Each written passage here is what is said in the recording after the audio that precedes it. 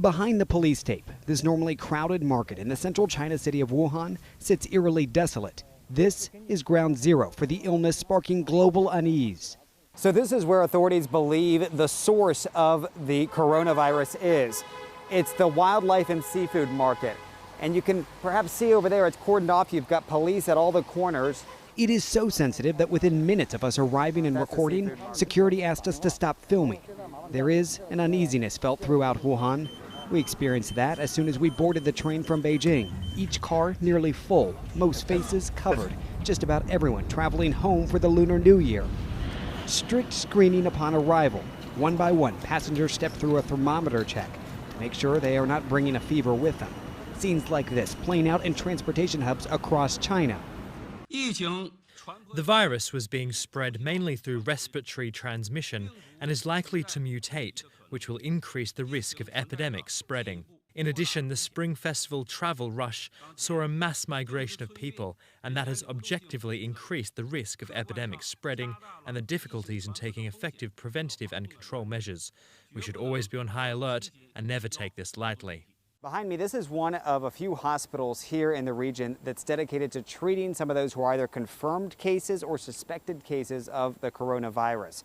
Out front, you've got a few staff members who we notice are all wearing masks. Some of them are even wearing protective gloves, just to prevent any potential exposure. It's brought the normally festive holiday mood in Wuhan to a halt, and it's cut down this vendor's business. This year, the pneumonia situation is getting serious, so there are not so many people coming here to buy goods. She's from a city that's about 2 hours' drive from Wuhan. She's got her mask nearby, and she admits she's worried. And so too is her daughter and other relatives. They were asking me to go back home, but I can't leave with all my inventory here. I've already bought these goods. I have no choice, and I have to stay here and resign myself to my fate. Other vendors more hopeful. This woman telling me she does not feel the need to wear a mask.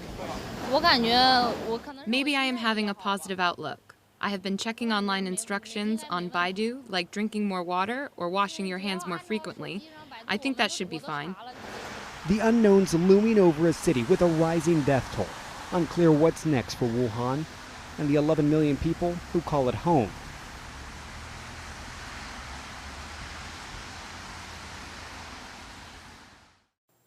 Well, we were subject to some of those health checks because, as you mentioned, we were among the passengers who left Wuhan to come back to Beijing just a few hours ago, really. And we were among the last trains to leave before that lockdown went into place. Now, it's pretty basic as far as what the screening in of itself looks like. I mean, as soon as we got off the train here, it was one by one that they would put a thermometer to our heads and check to see whether or not we had a fever, and then let us continue walking.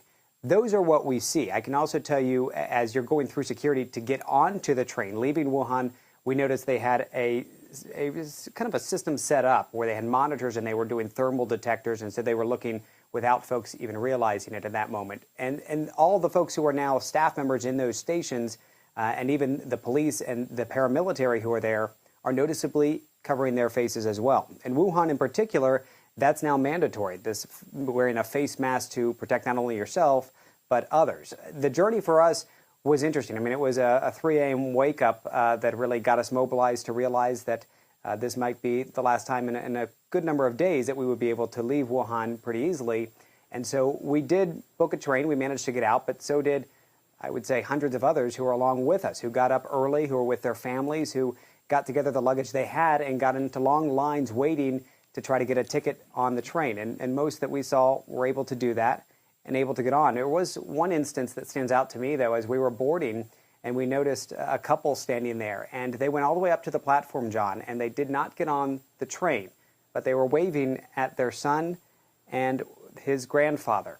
They sent the two of them on here to Beijing, and CNN asked, why did you not join them? And they said they didn't want to risk exposing their loved ones who live up here to any potential threats. So that tells you just how divisive it is, even with families. And this is a time when families are supposed to be together. It's the Spring Festival, the Lunar New Year.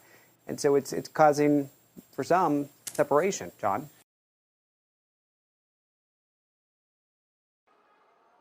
A new Chinese coronavirus, a cousin of the SARS virus, can be spread between humans, according to a scientist appointed by the government. Now officials in China are racing to contain the Wuhan coronavirus by increasing the number of infrared temperature screening areas in public spaces. The outbreak has spread to at least 5 countries, including Thailand, Japan, South Korea, and now the U.S. Coronaviruses are a large group of viruses common among animals. In rare cases, they can be transmitted from animals to humans, according to the U.S. Centers for Disease Control and Prevention. The viruses can make people sick, usually with a mild to moderate upper respiratory tract illness similar to a common cold. Symptoms include a runny nose, cough, sore throat, possibly a headache, and maybe a fever, which can last for a couple of days. There are a handful of human coronaviruses that are known to be deadly, including Middle East Respiratory Syndrome, or MERS, and severe acute respiratory syndrome, better known as SARS. Right now, there are no vaccines to protect against this family of viruses, but the National Institutes of Health in the U.S. are working on one to combat Wuhan coronavirus. For today's Health Minute, I'm Mandy Gaither.